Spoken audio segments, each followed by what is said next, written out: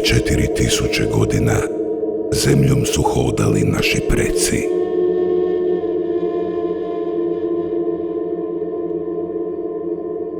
Njihov život obavijen je velom tajni.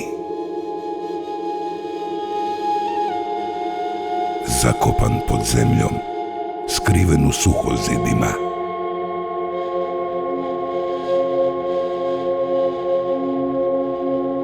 Ruševine monumentalnih gradina čuvaju priče mistične prošlosti.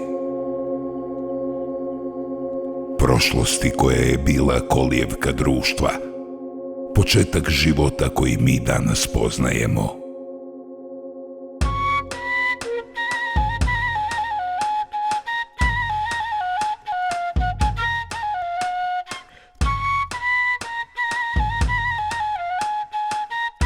Iz prapovijesti vas prizivaju glasovi da priđete bliže,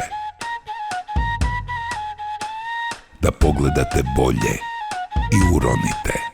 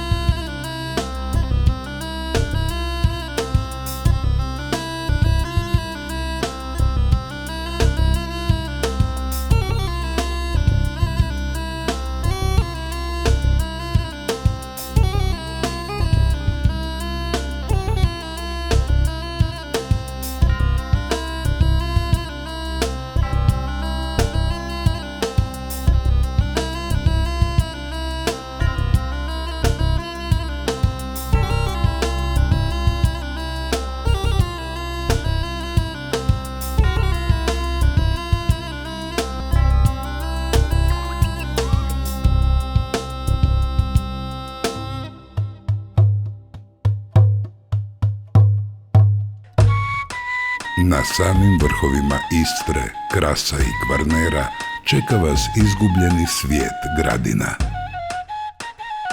Koračajte putevima kojima su kročili tisućama godina. Doživite moć prirode koja njeguje živote od početka vremena.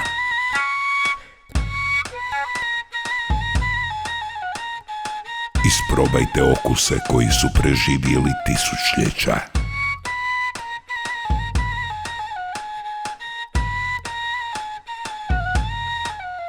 Upoznajte zemlju Gradina, Kaštelira.